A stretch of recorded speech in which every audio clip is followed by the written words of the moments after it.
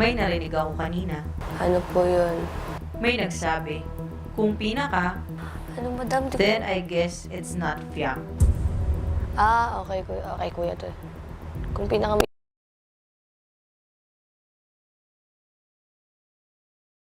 Sana this is not Fiang. Okay lang po yun. Wala ho akong pakialam sa kanya. Charis. Wala po. Opinion naman niya yun. Okay lang. Maaasahan ka nga ba? Tingnan ho natin kung ano ang aking magkakaya at magagawa para sa lechong manok. Pero if I had to think of everyone, it would be Fiang. Kasi Fiang is like, goes for everyone talaga. Like, she will cook for you, especially for the task that happened. Kasi everyone was doing a task and she wasn't. So you can really rely on her. And she will do it talaga.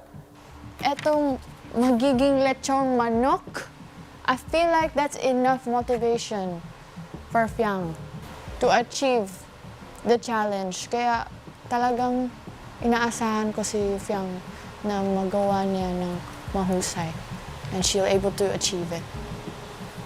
Patay gutom talaga ako.